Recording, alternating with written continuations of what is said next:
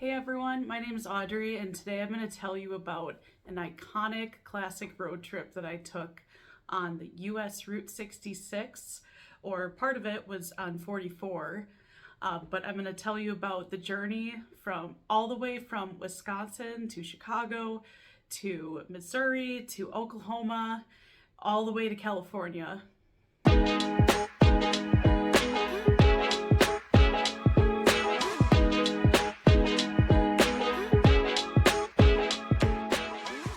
First off, this is the most obvious tip I'm going to give, but this trip is not for the faint of heart, and it's definitely something you want to save up your money for as well. It definitely is a once-in-a-lifetime experience. I loved most seconds of it. Obviously, with every trip, you're going to have highs and lows, but I really felt enriched by the trip. Just make sure that you're definitely saving up a couple $1,000s at minimum, or all of the costs, including your rental car, lodging, food, and then any other tourist attractions you want to stop at and souvenirs you want to take along the way. A second tip is to not actually take Route 66 the entire route.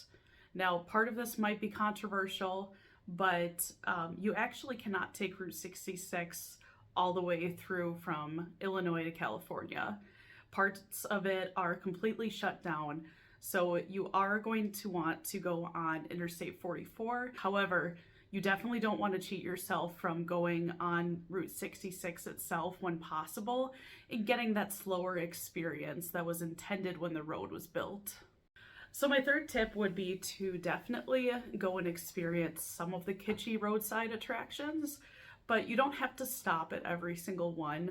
There are going to be a lot of really other enriching travel experiences like national parks, lots of different restaurants and different food experiences to stop at.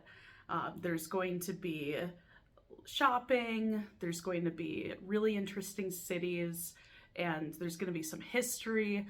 So we're going to take a deep dive and let's get started. All right, so our journey actually started in Milwaukee, Wisconsin. That's where I'm from.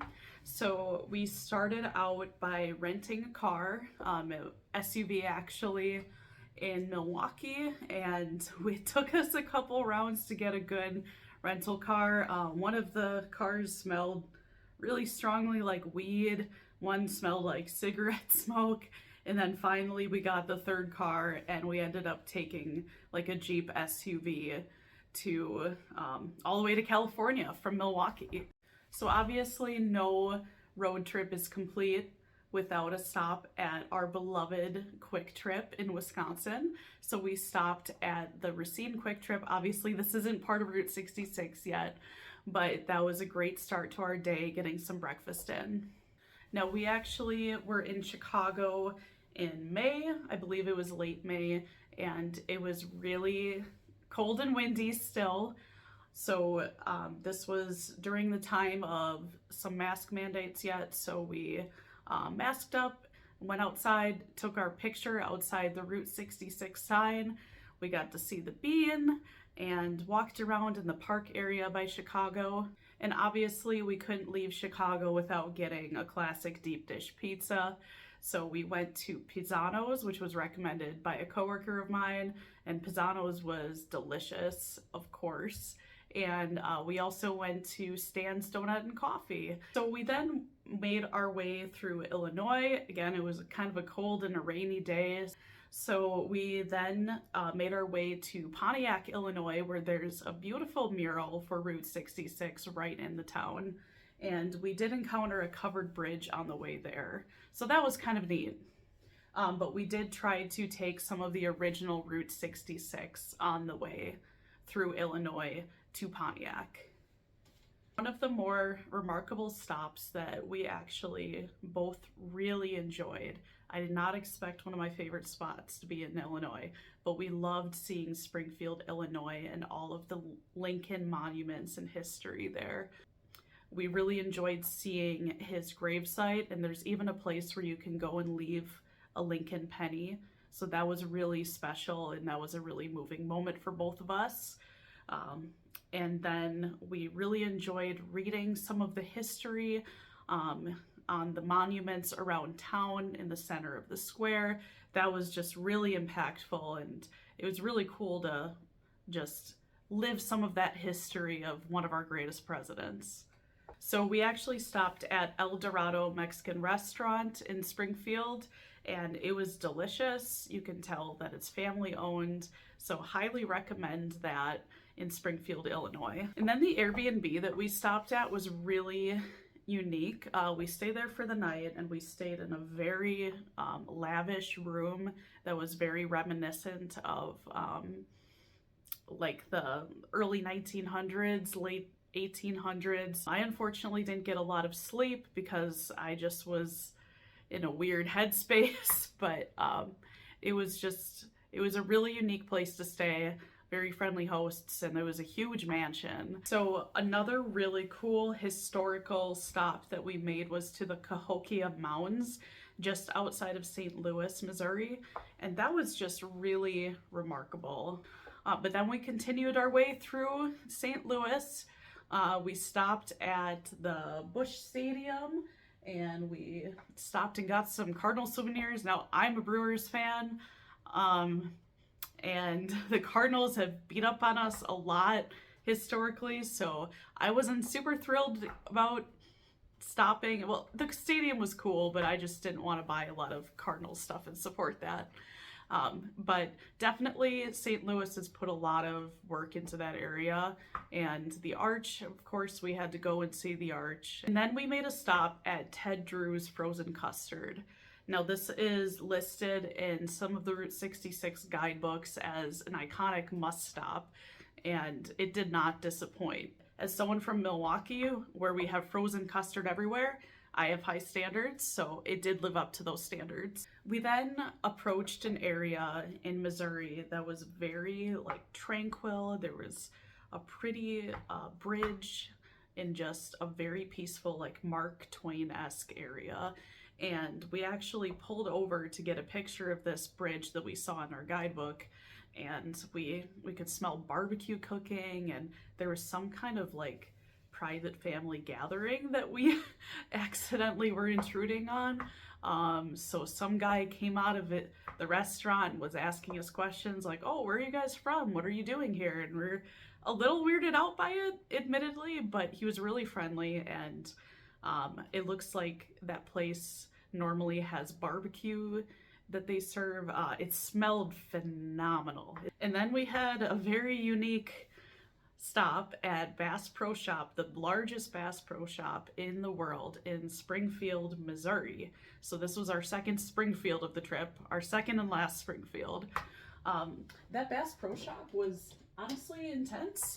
There's a lot going on, but it's cool, especially if you have kids and you need something interactive. They basically have not zoo, but they've got fish everywhere, they've got animals, they've got all of the outdoorsy stuff you could ever want, and it was just a very entertaining experiences. Yeah, they had alligators too, alligators inside.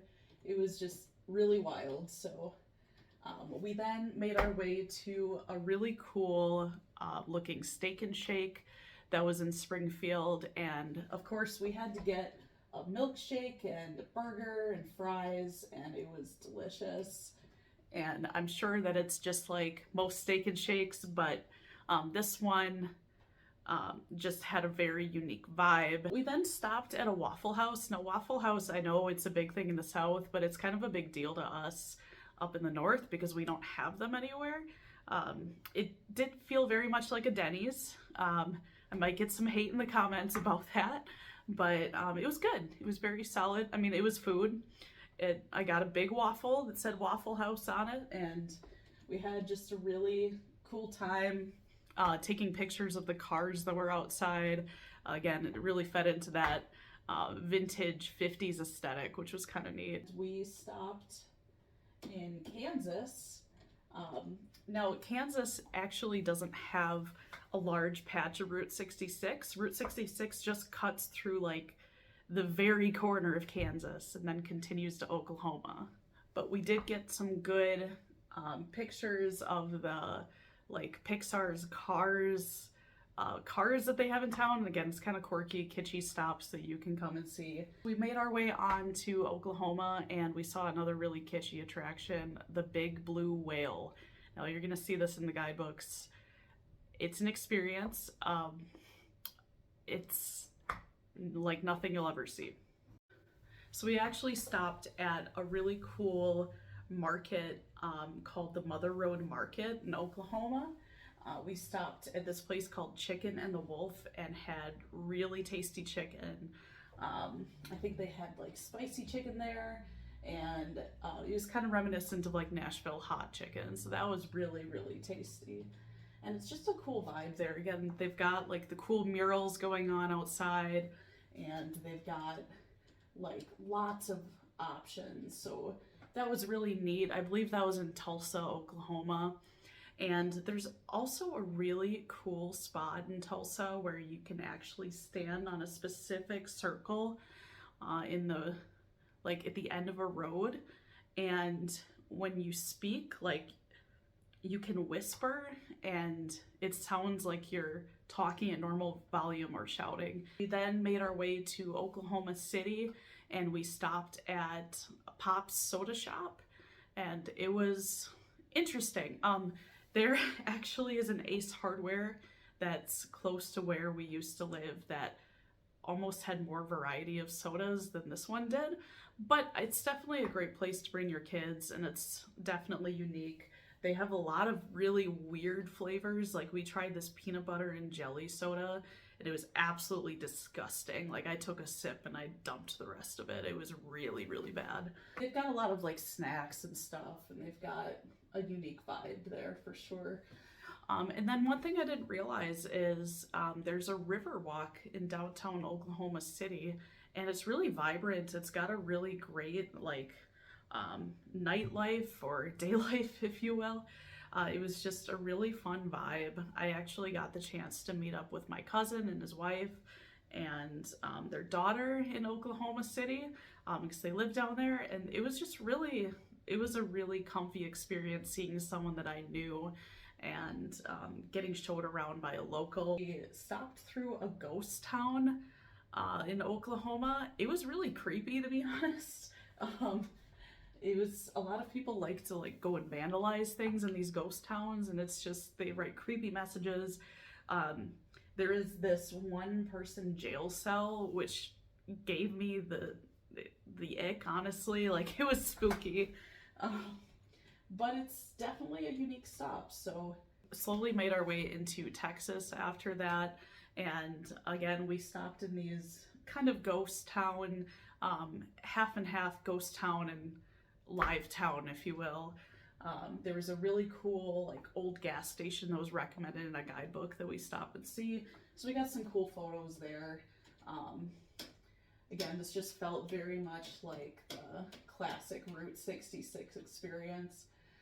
And there's actually a piece, now this is the most random thing, there's a piece of the Blarney Stone like in this place in Texas.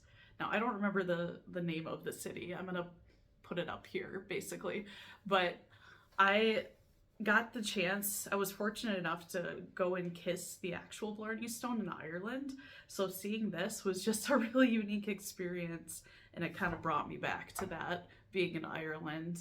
And then we made our way to the Big Texan Steak Ranch. Now we did not stop for a steak here, and I kind of regret that because it smelled incredible, and we did get this seasoning for steaks there that is delicious, and we're still using it today. But when they say everything's bigger in Texas, this definitely fits the bill for that. But they've got a lot of like kitschy souvenirs inside. It definitely feels kind of like, now I would equate it to like the Wisconsin Dells that's close to where I live, but definitely a very touristy stop, but it was kind of a cool thing to see on our way into Texas. Now Amarillo was not our favorite stop, We went to Route 66 in Amarillo, and we just did not feel safe at all when we were there. It might be a fine area, but we just were getting weird vibes. Um, but they do have some murals again, commemorating Route 66. So my favorite stop in Amarillo was actually outside of Amarillo in Palo Duro. That was really neat. We were there over kind of like Memorial Day weekend, so a lot of stuff in actually Amarillo, Texas itself was closed. We really wanted to get some tasty barbecue, but we couldn't really do that. We went to a place that was just kind of all right, but it was solid. I feel like we've had better barbecue in Milwaukee, but we had we made our way down to Palo Duro, and that was really unique. Just seeing like driving on the side of the road, and then all of a sudden you look to the side and it drops. Like that freaked me out a bit. So yeah, that was really cool. Definitely recommend seeing these like state and national parks when you can. You have to go and see Cadillac Ranch when you're passing through Amarillo, Texas on Route 66. It's definitely interesting. It's one of those kitschy attractions again.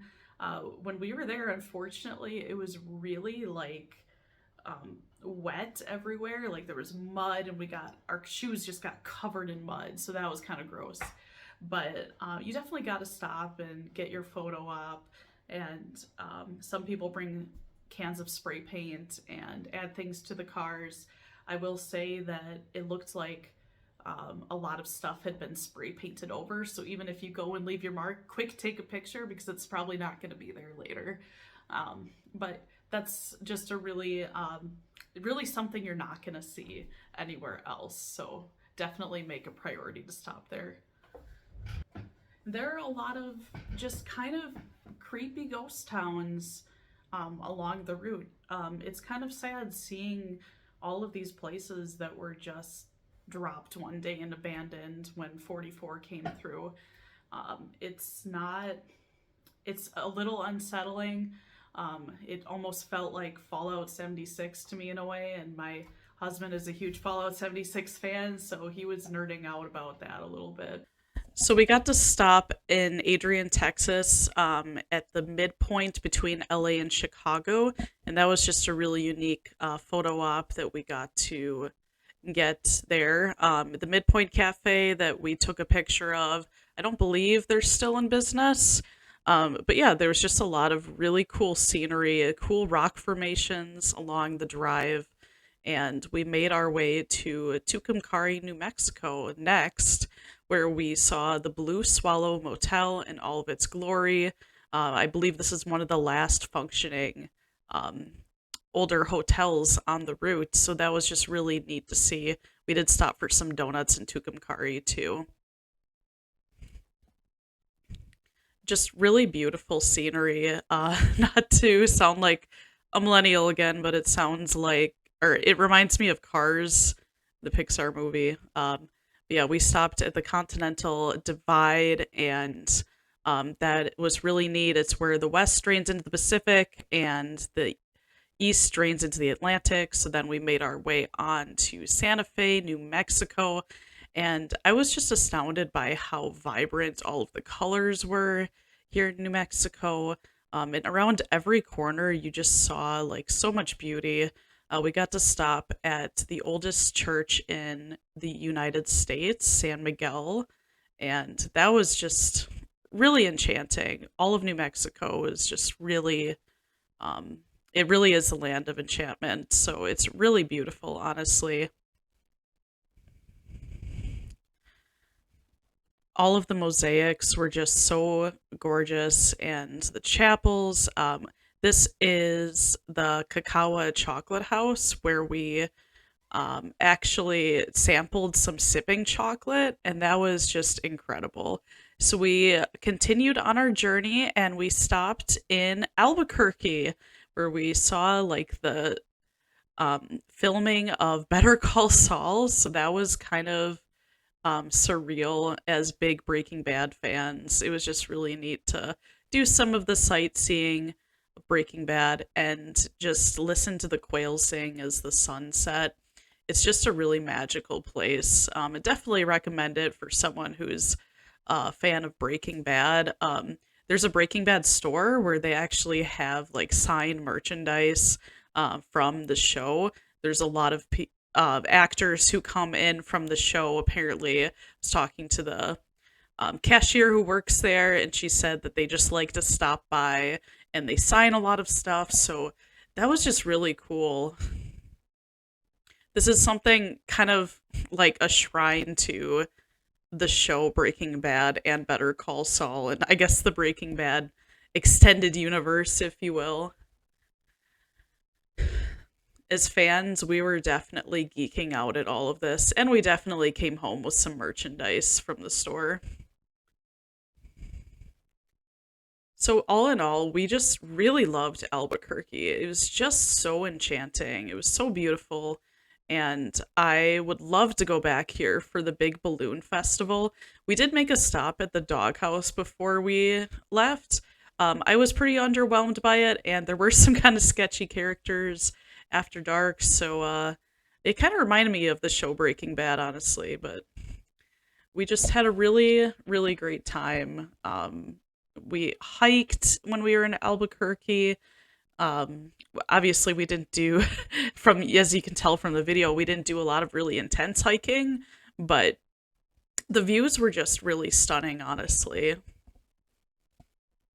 From here, we stopped at El Rancho Hotel, El Rancho Hotel, not sure how to pronounce it.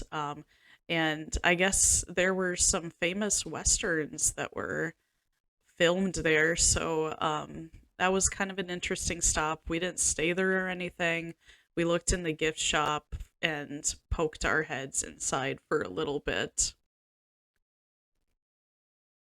And then from there, we continued on to the Painted Desert and Petrified National Park, the Petrified Forest. And that was just really stunning.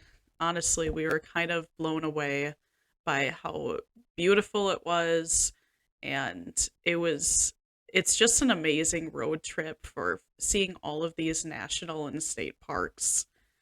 You really have the opportunity to hit up a lot of them along the route. And it almost looks like a different planet, honestly. It feels like you're on Mars or something.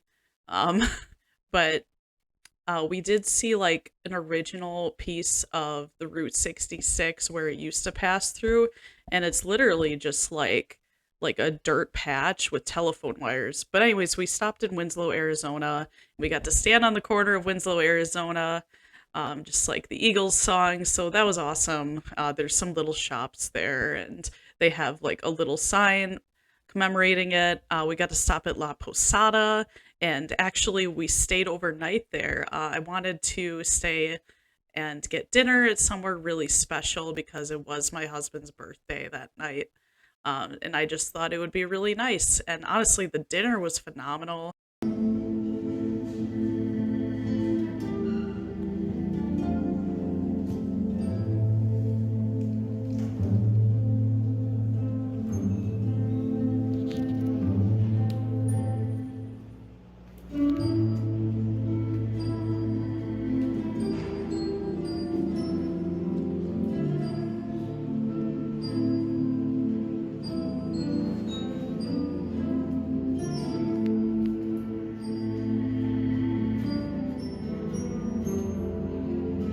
Yeah, it just really enhanced our experience when we were there and contributed to that kind of enchanting atmosphere that I've been talking about.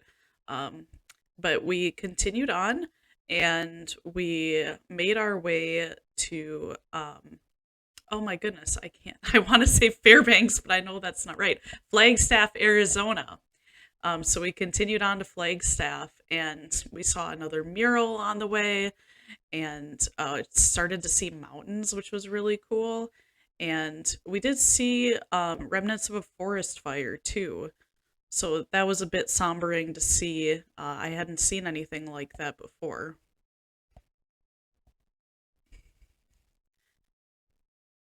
It was just a really beautiful drive on the way to the Grand Canyon. And I had been to the Grand Canyon before, but Cody had never been. So I definitely wanted him to experience that for the first time. but it was very, very, very hot. We went in like late May, early June to the Grand Canyon. So just be prepared if you go with around that time. Bring lots of sunblock, and yeah, obviously the Grand Canyon, like it speaks for itself. It's just amazing views. Definitely, definitely add it on your bucket list. It's a bit out of the way if you're doing a Route 66 trip, but I highly recommend taking the detour and making that stop because there's just nothing like it in the world. It's the Grand Canyon.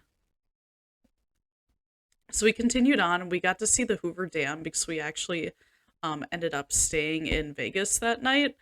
Um, so this is where the roads really started getting very hilly on our drive. It was just very, again, kind of otherworldly, like Mars almost.